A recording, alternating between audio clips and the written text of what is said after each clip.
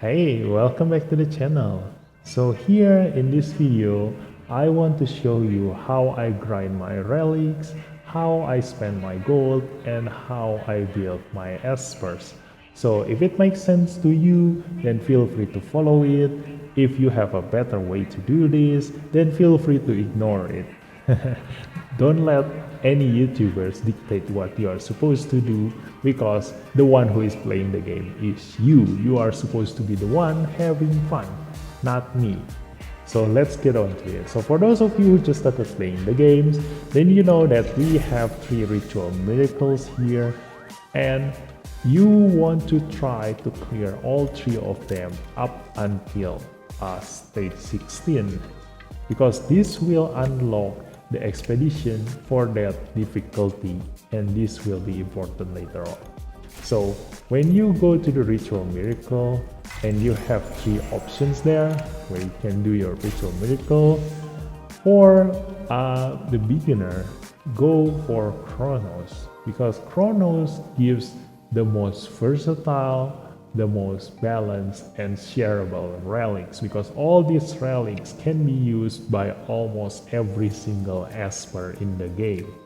APEP drops a more advanced relics. These have usually situational relics and most of the time they are not shareable because like for example like this abiding panacea, you can only use this for healers. So no matter how many good Panacea relics that you get, no matter what kind of substats that you get from there, you will never ever give this to your DPS, that's for sure. And then Fafnir will drop mostly PvP relics. So this is an even more advanced relics. So when you think about all the 3 rituals that you want to do, it all comes back to your personal favorite. Like if you think that, oh, I like the Fafnir relics better, then go grind Fafnir. If you like the APEP relics better, then try to grind APEP. But for most of the time, if you want to build that consistent 10 out of 10 APEP team or Fafnir team or Chronos team, then just stick to one because just clearing the stage is not the same as consistently clearing 10 out of 10 auto stage because when you are just clearing the stage you can control your esper. When you are doing auto, then it all depends on your AI and your speed and your relic tuning. So that's a different problem.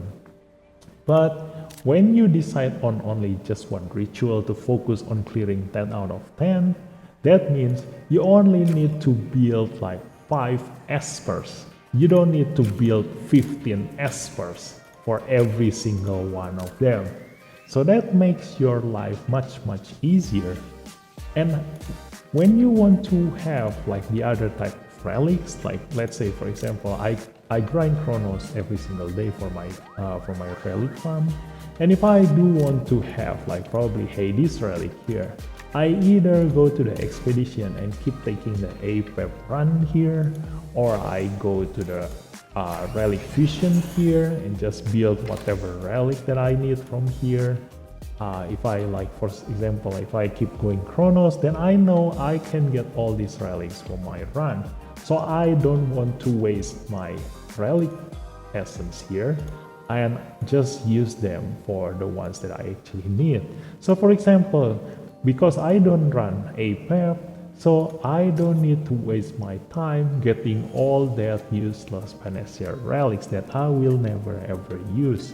So if I only need the Sword of Avatara, then I can just go here and then just keep building that Avatara and try my luck in here. This is much more efficient in getting the exact relics that you want compared to just grinding APEP every single day and hoping to land on exactly this slot in your Sword of Avatara where all the options are so many in here. So, and then after that, there's also the shop. So if I have the money, then I can go to shop and just look for that flawless relics and see if all the 4 substats are good for me, then just buy them. So where do I get the money from here? Here we go. So if you go for the ritual miracle here, and then you get all the necessary relics that you need, then you can go to the desolate lands, and here is where it gets more efficient.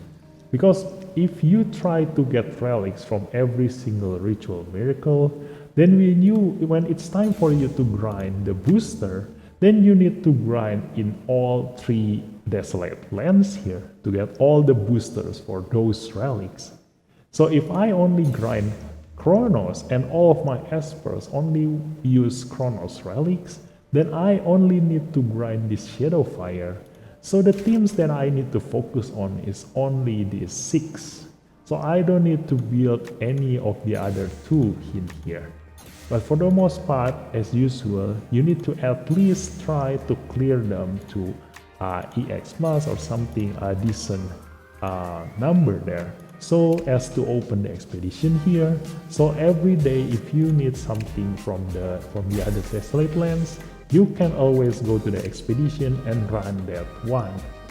So that's what I usually do every single day.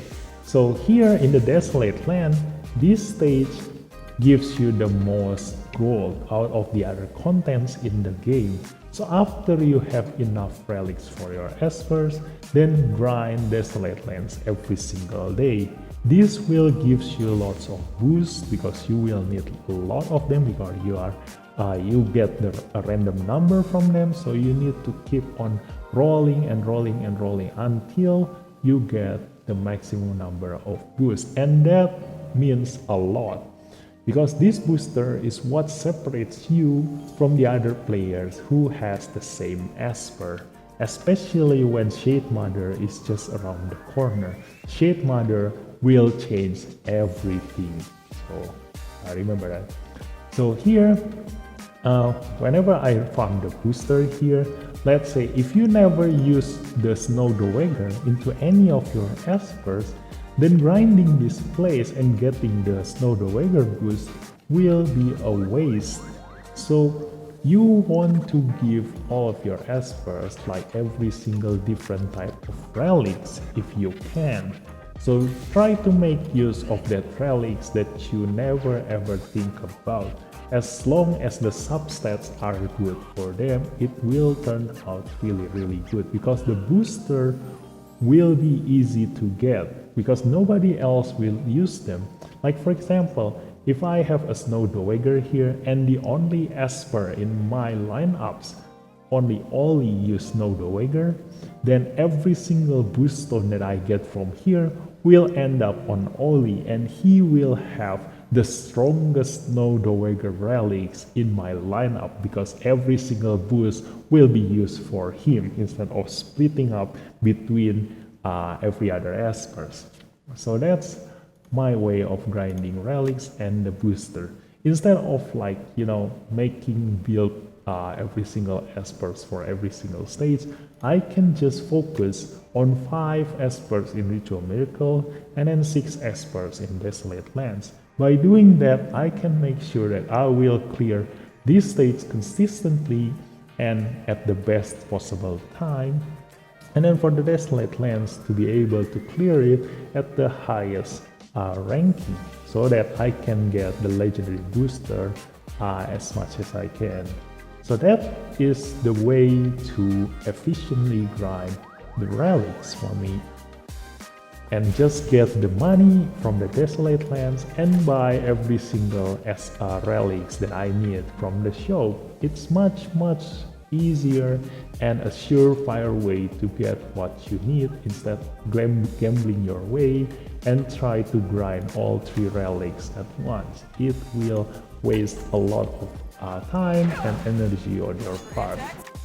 So here we are going to see how I put the relics on my espers. So when you are talking about the relics, I never stick my relics into a single esper. So even though all my presets here are named after the espers, it never ever ends up to the esper itself most of the time. Because for example, like here, I have a Lewis relic here. So Lewis for me is a an Esper that doesn't have any debuffs, so he is a pure DPS Esper. So this relic actually represents his gameplay. So like you can see here that the one who is actually wearing Lewis relic is my Oli, because my Oli is used for my Ritual Miracle Chronos run.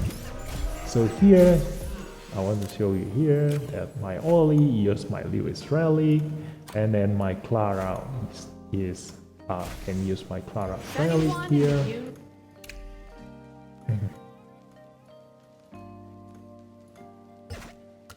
Then after that, my Gaius also have a special Gaius relic just because he is a unique Esper, same as Clara. Like Clara is an Esper that requires Sword of Avatara and a high speed and high health to be able to heal better. So she has a very unique healing set compared to my other healing set. So if I use any other healer, I will use my Asenath relic here. But if I have Clara, then I will use Clara. The one that will share the same relic as my Clara will be Ahmed, but I don't have Ahmed yet. So that's that. And also the same thing goes for Gaius. Gaius is a unique Esper in which he doesn't need critical rate at all. So the only Esper that has the same relic sets as him is Lin Xiao. But the thing is that here's something very important, because in this kind of lineups, there will never be a case where I need to bring Clara together with Ahmed. So I don't need to actually, when I get the chance to get Ahmed in the future, I don't need to build Ahmed's relic at all, because I can always share Clara's relic with my Ahmed, and they will never ever end up in the same team for my case up until now. Maybe it depends on the future content, but having two healers is kind of inefficient in most cases. So they will never ever end up in the same team, so they can always share the same relics. So you don't need to make two of the same sets of relics. You can just focus on one set and make the best set out of it. And then for my Odette, like here, Odette use HP for her Ice Shield, for the Cold Armor, so I'm using actually Berenice relics here. So they all share their relics, because every time you go into any stage, you can only bring 5 Espers. So technically, you don't need more than 5 sets. Like if you happen to bring 5 DPS in your team, you don't need more than 5 sets of DPS relics. Like the 6th set will be a waste, because if you have 5 of the best DPS sets that you can build, then having the 6th best DPS set will never ever use it, because it's the 6th best and you can only bring 5 in the stage. So the 6 will never ever be used anyway if it doesn't have any difference compared to the other relics. So like here, I have my Red Twin here to actually wear my Drew set. So for me, Drew is an Esper that I need him to put the defense down on his target while still being able to deal quite a decent amount of damage. So his relic consists of 60% of accuracy while having a high attack.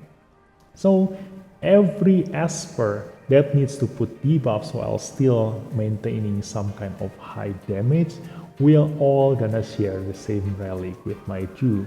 Whether I give this to the Red Twin, whether I give this to Lin, whether I give this to Jiangman, they all can use the same relics. It all depends on the situation. So like for example, like my Jiangman, if it's in the states where I need her to move first, I can give her my Sender's relic. It's similar purpose to my Drew, but instead of War Machine, it uses Windwalker. So just to make him move faster than the rest of the team. So this has higher speed compared to higher damage that Drew has. So it all depends on the function that you need to use here. So if I want to my Jiangman to move first, then I use Sender's Relic. If I want my Jiangman to deal more damage, then I give her my Zhu Relics. If my Jiangman want to deal as much damage as possible while moving as slow as possible, then I give her Lewis Relic. You can share all those DPS relics, because when I build the relics, I have a specific purpose in mind. Like for example, when I build Sender's Relic here, I want him to move fast, deal damage, while having some kind of accuracy in here. So every other aspect that requires the same, that has the same requirement, they will all be able to share the same relics, and that is for DPS. And it gets more interesting when it comes to support.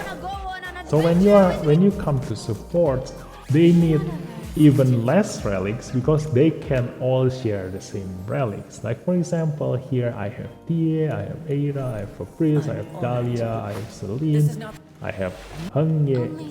All of them require speed and HP in their relics. So all I need to do is just build a Windwalker with speed and HP bonus in their substats, and they can share those relics all together.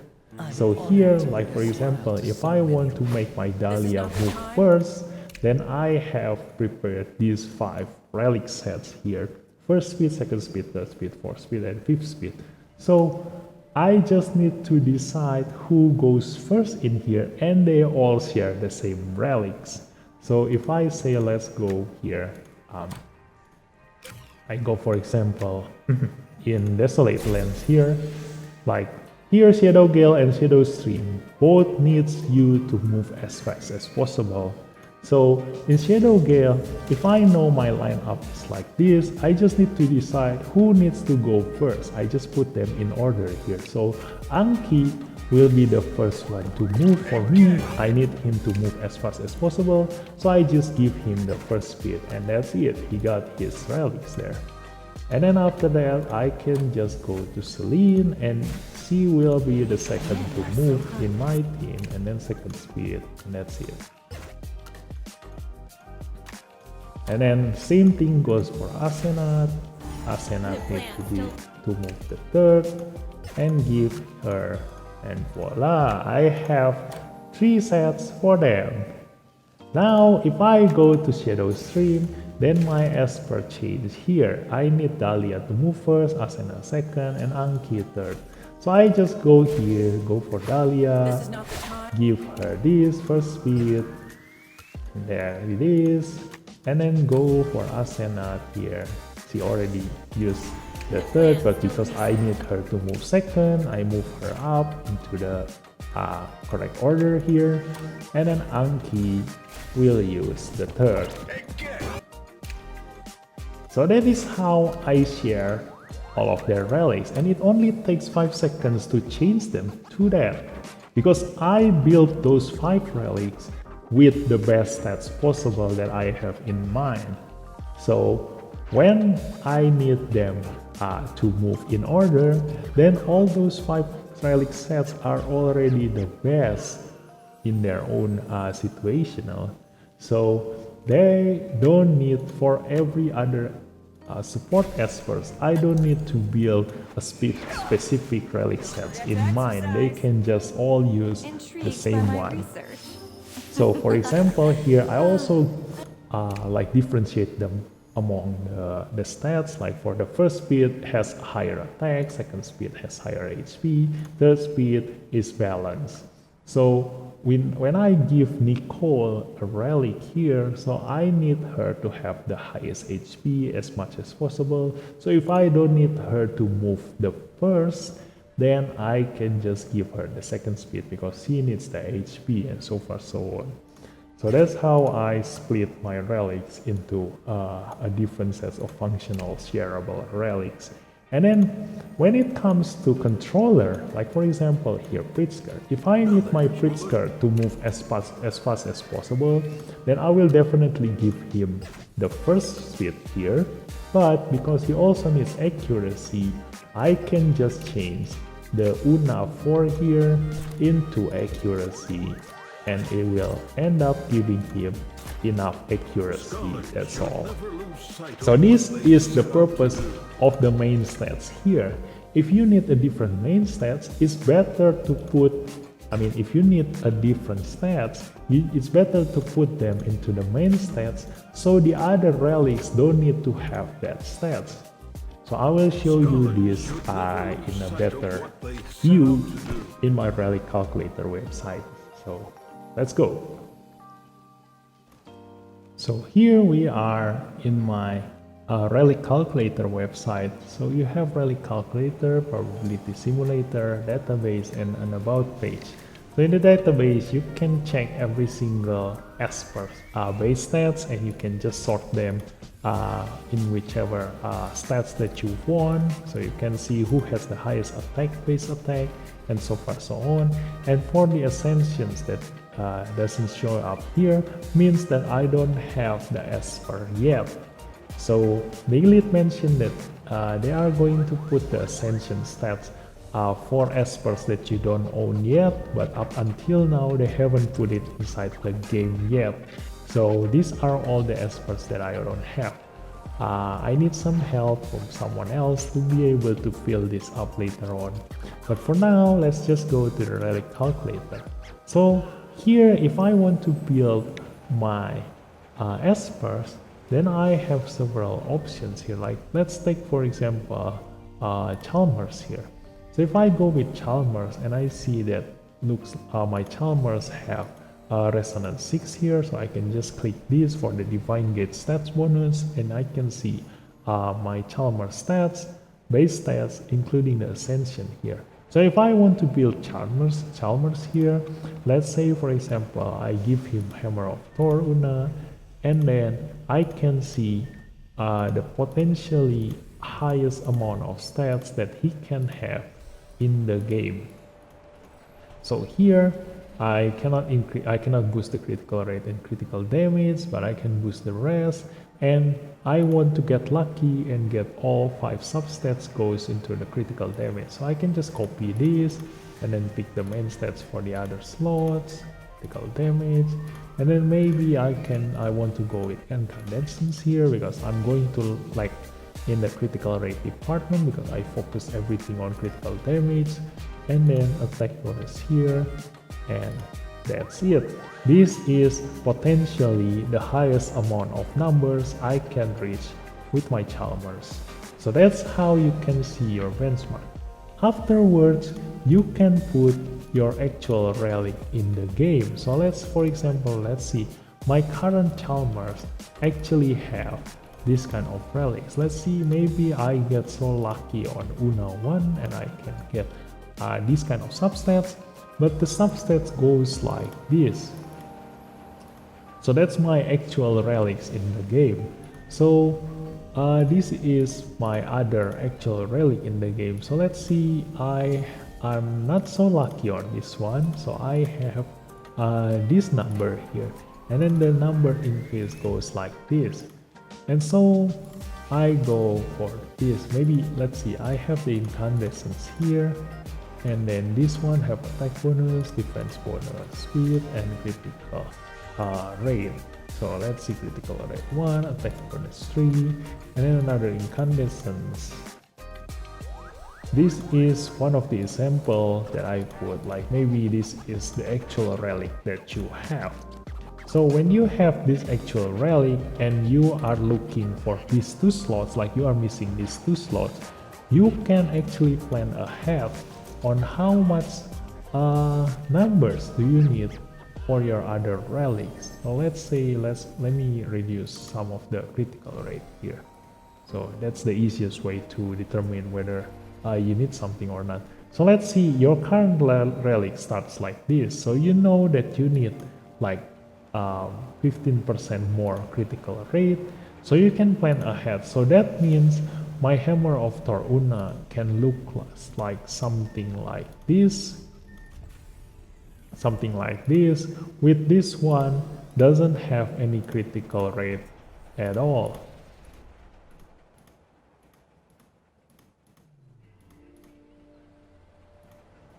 like something like this. If I can get lucky and get critical rate in the UNA 4 with substats 2 going into the critical rate, then I don't need to have any critical rate in here. Or if I only get 1 in here, then I need more into this one. So you can plan ahead like which substats that you actually need. So that is about critical rate. So for example, like let's see Drew. So when I'm building Drew, then I'm going to need some kind of accuracy on him.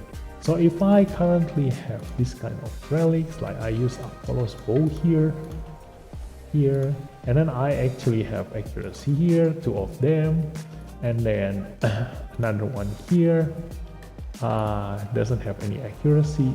So when I'm looking for these 2 slots, I will know that there is an accuracy that is missing here if I want to aim for 80% accuracy. So I can just play around here. Is it better for me to use Apollo's bow and then having some kind of accuracy on the other substats here, accuracy, and then get into that one, and then maybe another accuracy in here, this critical damage with some accuracy and couple. Is it going to be enough? So yeah, I can reach 80% using this kind of sets. Or maybe I want to go, can I go with incandescence here and just ignore the Apollo's bow? Does it still gives me enough accuracy? Maybe I can get lucky in incandescence here in the accuracy department. So if I can get lucky to get 2 substats into both of them here, that means that I still need a little bit more accuracy in here to reach that 80%. So I need an extra 1 here compared to the one just now. Or I can just ignore those things, going for accuracy at all, and just gain the accuracy from the main stats here. So you can just plan ahead here, play around with the number.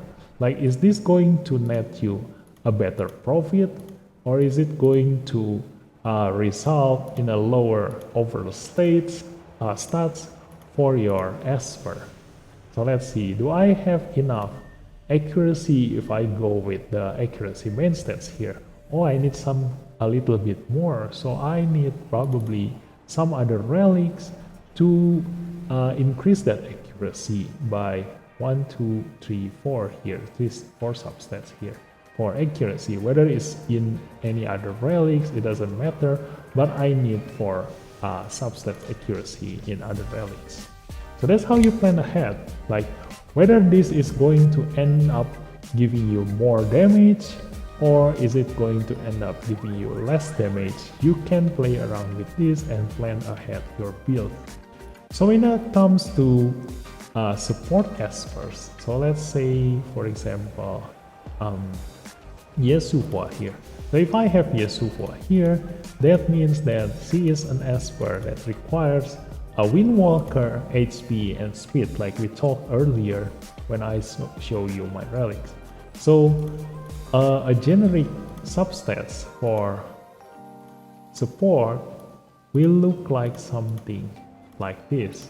So if I copy this to all of my other relics, then this is the generic support relics. So here you go, this is most likely what you are going to aim whenever you play around with support. So you can see the benchmark number here, the highest amount of stats I can get if I have this perfect relic. But when I go and build a controller, then sometimes what you are doing is to do something like this. I do a Windwalker, attack, HP bonus, defense bonus, speed, and accuracy. So here is usually what everybody has been doing for their controller. But the thing is that if you build them like this, then they will need another set of different relics, because you need that accuracy to be increased to be able to reach that 80% accuracy. So for example, this is probably like a Pritzker relic. So this is probably your Pritzker relic will look like. But the thing is that your support and your controller can actually share the same exact relic. So if let's see, if I use a Windwalker from my Yesupua relics here, HP bonus, defense bonus, speed, and resist, and just copy this. So this is my Yesupua relic. So when my Pritzker is using my Yesupua relic, the way for him to reach that 80% accuracy is to just replace this Una 4. So this is how I share my relic. By putting every single accuracy into this a single Una relic, Una 4, then I can share every other relics that I have between my support and my controllers. I only need to have a different Una 4 to share between support and controller. That's how I make use of this accuracy main stats. So I don't need to have a lot of different types of relics because they all almost share the same one: HP bonus, defense bonus, speed, and resist. As long as I can focus on building all these other relics, the Windwalker Una 4 can play around with other substats. It works the same for any other aspect. So here, if I want to play around with DPS, like for example, I have a Windwalker and I have a DPS here, then I can put, for example, like Louis. Like Louis needs attack bonus, a lot of attack bonus, so I can just have the same 5 relics with my Chalmers while just replacing only the Una 2 with attack bonus, and that's it. It's already going to Louis.